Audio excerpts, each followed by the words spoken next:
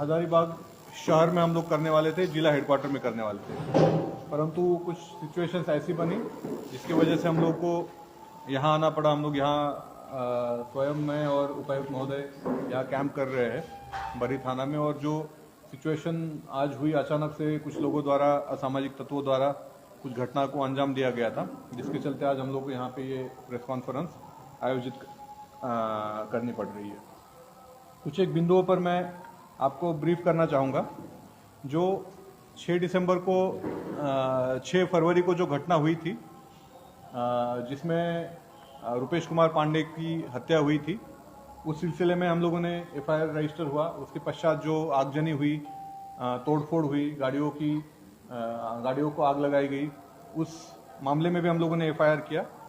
कुल 4 एफआईआर अब तक उस संबंधित मामले में हम लोगों ने दर्ज किए हैं। चारों एफआईआर की जांच एसआईटी द्वारा की जा रही है। एसआईटी में कुल 7 पदाधिकारी है। एसडीपीओ बरी के नेतृत्व में उस एसआईटी द्वारा अनुसंधान किया जा रहा है।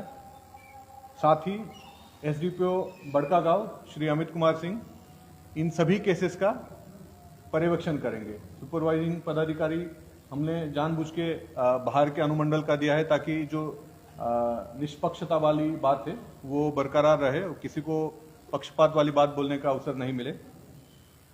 साथ ही मैंने कई दफा झूठे अफवाह, झूठे वीडियो फैलाने वाले लोगों को सचेत किया। हम लोगों ने ट्विटर पे, फेसबुक पे और अपने पर्सनल व्हाट्सएप के ग्रुप से भी लोगों तक मैसेज पहुंचाया था कि बहुत सारे वीडियोस ये बोल के वायरल हो रहे कि वो हजारीबाग या बरी से संबंधित है, बल्कि उन वीडियो में कोई तथ्य नहीं था।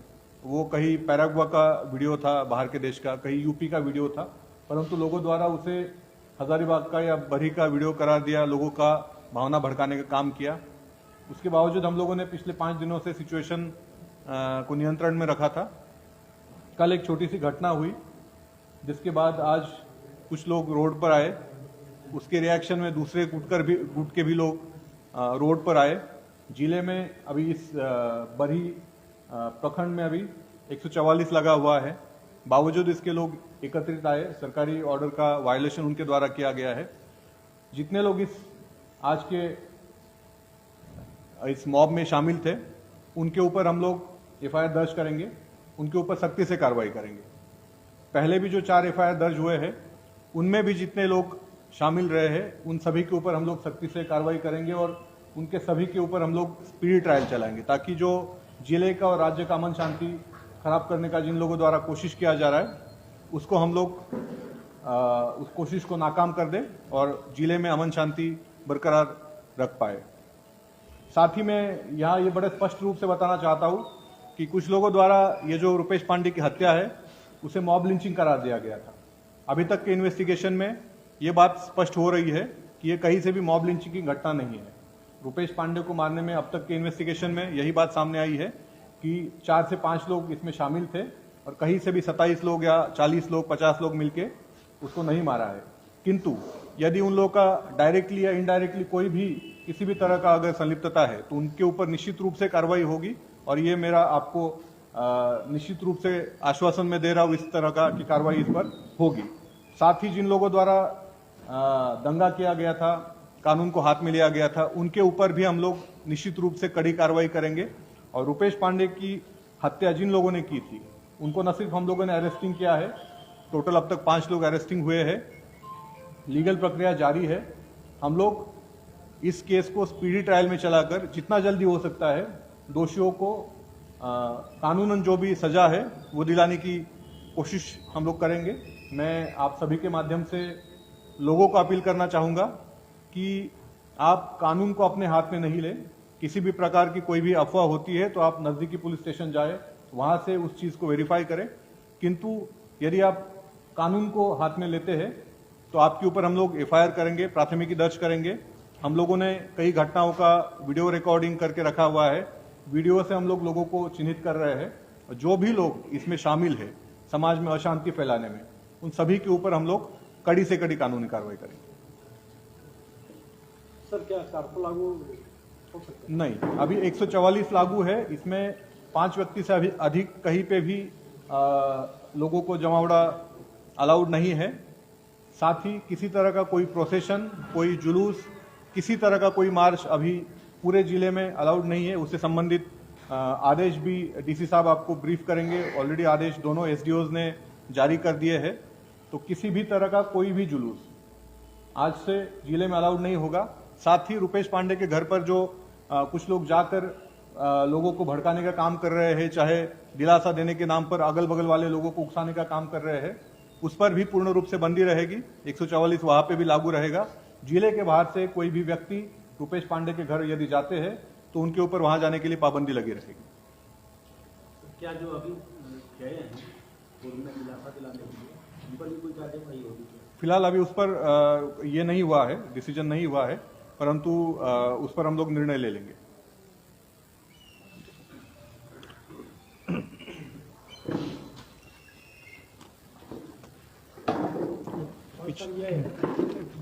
पिछले रविवार की ये घटना है। लगभग हम लोग एक सप्ताह से स्थिति को लगातार मॉनिटर कर रहे हैं। पिछले रविवार सोमवार को भी लगभग हम लोग पूरे समय यहाँ रह कर के स्थिति का हम लोगों ने तो नज़दीक से मुआयना किया। उसके पीछे क्या घटना रही, किस तरह की एसपी साहब आप लोगों को डिटेल अभी बता चुके हैं। लेकिन एक चीज़ जो सामने आ रही है पिछले एक सप्ताह की गतिविधि से, वो ये स्पष्ट हो रही कि कुछ उपद्रवी तत्व कुछ न कुछ कारणों से यहाँ के शांति व्यवस्था को बिगाड़ने का प्रयास कर रहे हैं, जिसके कारण से प्रतिदिन छोटी छोटी ऐसे घटनाओं को कहीं कहीं अंजाम दिया जाता है, जिसका डिफरेंट इंटरप्रिटेशन हो, उसका सोशल मीडिया में उसको गलत तरीके से चलाया जाए। आप लोगों ने देखा होगा कि इंटरनेट बंदी के बाद जब इंटरनेट रीस्टोर हुआ तब तक वस्तु स्थिति क्या थी सब लोगों को मालूम हो चुकी थी। लेकिन उसके बावजूद सोशल मीडिया पे गलत तरीके से जो वीडियो है या पिक्चर्स है या जो भी डिटेल्स है वो लोगों ने प्रसारित किया। तो इन सब तथ्यों से ये स्पष्ट हो रही है कि कुछ ऐसे शरारती तत्व हैं जो लगातार हम लोगों के निर्देश के बावजूद, हम लोगों के आह्वान के बावजूद हम लोग लगातार लोगों को समझा रहे हैं कि यहाँ के शांति व्यवस्था को आप लोग नहीं बिगाड़ें। लेकिन कुछ शरारती तत्व अपने आदतों से बाज नहीं आ रहे हैं। हम लोग अब ऐसे लोगों को चिन्हित करके कठोर कार्रवाई करेंगे। ये अब स्पष्ट है कि हम लोगों को कुछ ऐसे लोगों को, उपद्रवी तत्व को चिन्हित करके सख्ती से पेश आना होगा। नहीं तो फिर इस तरह की जो डे टू डे एक्टिविटी है ये यहाँ के शांति के लिए बहुत अच्छी नहीं रहेगी। बाकी इसके अलावा किस तरह के प्रोसेसन और जो जुलूस की बात है, अभी जो एसपी साहब बताए 144 पहले से हम लोगों ने बरही प्रखंड में लगा के रखा था, लेकिन अब हम लोग पूरे अनुमंडल में यहाँ पे 144 लगा ही रहे हैं।